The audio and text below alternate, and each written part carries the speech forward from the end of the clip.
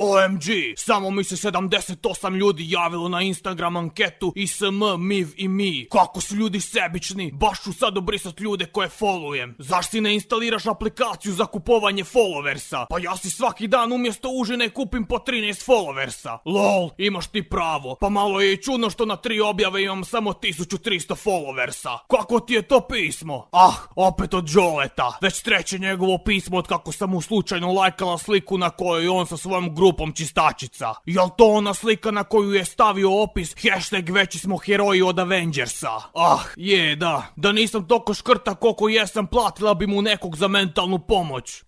Što reći? Jednostavno se moram pomiriti sa činjenicom da sam okružena sa potpuno lame curama oko sebe. Otkud ti toliko poklona, Veronika?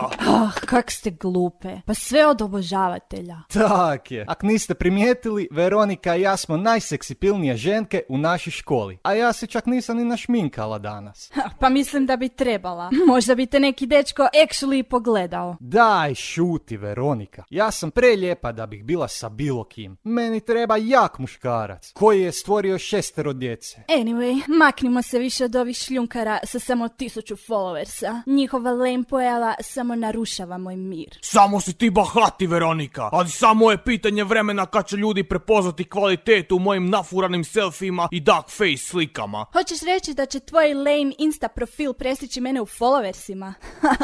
Pa kako je to tužno. Baš je koma biti ti. Vidimo se, šljunkaro. Nego, kako se zove ta aplikacija za kupnju followersa?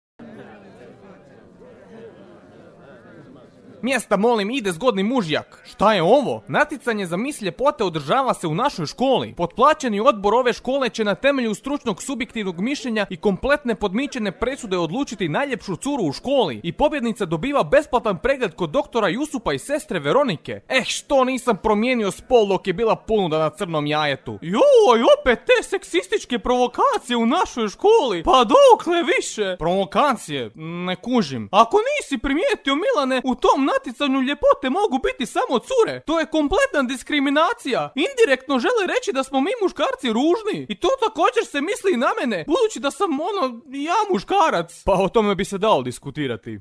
Pa dosta je bilo tog terora. Zašto nikad nema nekog muškog za modela? Ima ih, Đole, samo s razlogom ti nisi jedan od njih. Pa moja mama se ne bi složila. U čak više navrata ta mudra žena je potvrdila da sam zgodan dečko. I upravo to ću svima i dokazati. Što, da ti stara tvrdi da si zgodan? Ne, prijavit ću se na školski mis ljepote i pobijedit ću sve te nafurane ženke i pokazati im da ljepota ne dolazi samo iznutra. Znaš, Đole, to čak i nije toliko glupo. Već me živcira taj seksizam u tom misu, tako da na neki bizaran način te čak i suportam. Super, onda možeš nagovoriti organizatora da me pribilježi. Što? Zaš ja? Kao vođa komunalnog odbora moram svome klubu priopćiti vijest i reći da glasaju za mene. A i nezgodno mi se prijavljivati. Mislit će lik da sam peder. Ma ne, otkud ti takva ideja? Joj, u šta sam se uvalio. To mora da je ovdje. Bog, htio bih prijaviti svog prijatelja Joleta za mis ljepote. Reci svom prijatelju da je LGBT zajednica 2 ulice odavde. Ne pitaj me kako znam. Uglavnom, nema šanse da ga prijavim. Molim, jel ti to želiš reći da je moj prijatelj tamo neki hendikep? Neka budala s retardacijom jer mu je stari pušio krek za vrijeme mamine trudnoće? Kakve veze ima fiksanje njegovog starog sa njegovom retardacijom? Ma jesi ti to rekao da je on retardiran? Sram te bilo tako prozivati čovjeka sa autizmom. On ima isto svoje posebnosti, znaš? Ma vjerujem da, ali... Ma šta ti vjeruješ kad ga ne želiš ni na običan mis prijaviti samo zbog toga što ima autizam? Kladim se da ni ne obučeš različite čarape na njihov dan. To nije za autizam, nego za Downov sindrom. Molim, još ga prozivaš da ima Downov sindrom? Pa ima li kraja više tvoje bahatosti? Okej, zapisat ću ga. Ja mislim. Dobro, to je sad riješeno. Još samo Đole mora nagovoriti svoje čistačice da glasaju za njega. Draga gospodo, imam alarmantnu obavijest za saopćiti. Toliko je ozbiljno da ćemo morati ukinuti parlaonicu pod nazivom 18 razloga zašto je Istanbulska nevjesta puno kvalitetnija serija od Game of Thronesa. Živjeli turske sapunice!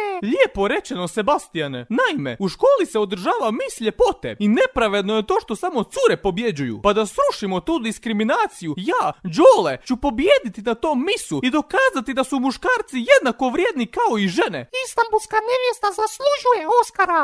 Ne, Sebastian, ne pričamo sad o tome. Esma Buran je veća kraljica od kraljice Cersei. Sebastian, molim te, fokusiraj se malo na... Mene majka nije dovoljno dojila. Pa to objašnjava zašto si uklopljen tu među nama. I dobro večer svima na ovogodišnji mis ljepote u ekonomsko-turističkoj školi. Unaprijed se ispričavamo što ovaj mis stavljen večer pred test iz tržišta kapitala. No i onako ne biste učili, pa vam je sve. Ove godine smo malo uskraćeni za broj kandidata zbog toga što je većina njih već pobjegla u Njemačku prije mature. No, što je tu je? Kandidat broj 1 je Veronika. Kandidat broj 2 je Azra. I kandidat broj 3 je Đole. Pažnja svima, naročito potlačenim muškarcima. Dosta je bilo da samo cure budu proglašene lijepima. Vrijeme je da se i naša ljepota probije na van. Dosta je bilo da mi moramo raditi sve teške fizičke radove. Da moramo skrbiti za sve. I mi zaslužujemo biti lijepi i primijećeni. Zato glasite za mene. Evo čuli ste, ko se želi priključiti LGBT zajednici, samo slijedite Đoleta. Sljedeća točka ovog misa je natjecanje u talentima. I kako je stanje s publikom? Pa što se tiče Đoleta, trenutno ima manje glasova nego Živi zid na izborima, tak da on nije prijetnja. A za ovu Azru glasaju svi prvi i drugi razredi. No ne brini Veronika, za tebe glasaju svi treći i četvrti razredi. O glupačo jedna posvojena. Pa svi treći i četvrti razredi su već pobjegli u Njemačku. Pa niko skoro nije ostao. U stvari, samo smo još ti i ja ostale. Pa ne moraš se baš derat na mene zato jer sam zgodna. Pa znaš da ne gledam dalje od Špigla. Al čemu briga? Pa pobrala si najviše poena na ocjenjivanju bikinija. Grmi, mala stvarno grmi, ej, ta mala grmi, ta mala stvarno grmi. Pa ljudi, šta vam je? Pa zašto se divite njenim masnim naslagama? Pa zar ne vidite ovo moje lijepo zmijsko tijelo? Pa nemojte da samo moja mama glasa za mene. Svejedno ne valja. Ne želim da ta šljunkara bude ikakva konkurencija. U ovoj školi ima mjesta za samo jednu nafuranu umišljenu žensku. Ne znam sad. Danas mi je menstrualni ciklus pa ne mrem razmišljat baš. Kao i inače. Slušaj me sad, curo sa totalno normalnim prirodnim glasom. Azra za svoj nastup ima hip-hop ples uz muziku od Chen Millionera. Ti ćeš neposredno prije njenog nastupa zamijeniti pjesmu sa nekom drugom na koju nema šanse da breakdansa. Sljedeću točku će nam izvesti Azra sa svojim breakdance nastupom, što je kompletno normalno da ona kao žensko breakdansa, dok ja kao muško sam najavljivač i hostes. Zato bez ružnih komentara poslije, jer nisam baš stabilan. Toliko sam vježbalo ovo da bi se i Martini Tomičić svidio moj nastup. Čak da me netko sad ide sabotirat i promijeni mi glazbu, neće uspjet naći muziku na koju bi failala. Ja sam peselija na selo da izamljujem. O ne, pa to je Vojko V, taj splitski naglasak, da nezgrapna muzika, ajme meni, pa ne mogu na ovo plesat, totalni hendikep, nema mi druge nego poraženo otići sa bine i nadat se da nitko ovo nije snimao za story. I vidim da ste svi ovo snimili za svoje storije, jer ovaj fail je bio veće poniženje od princeze Ozane i njenog sendviča za školu. Sljedeća je Veronika. Kako je teško biti tako savršen pored toliko hendikepa.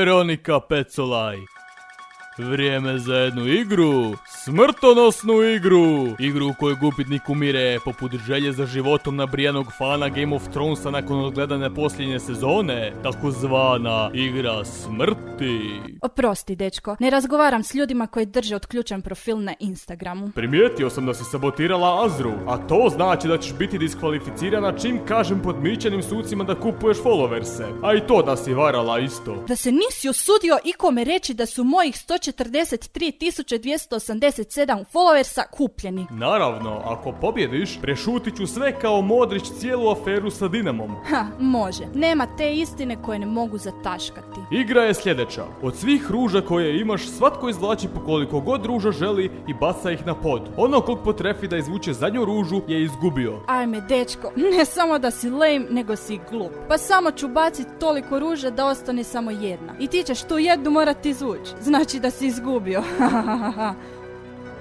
Ha? Rekao sam sve ruže koje imaš, ne samo ove u buketu. Dakle, izgubila si, što znači da ove sekunde idem objaviti na Face da imaš fake followerse i svih mojih 13 prijatelja će to vidjet. Rekla sam ti već jednom, lame si čovjek. Nitko ti neće vjerovati. Ljudi tvrde da nisi pouzdana osoba. Nek ljudi tvrde što hoće, ali ja sam ono što jesam. Kava mi je jeziva, mliko mi je strašno, čaše su mi oprane slabo ili nikako. U mom kafiću svaki dan je prazno, samo ja i rođak igramo na pikado.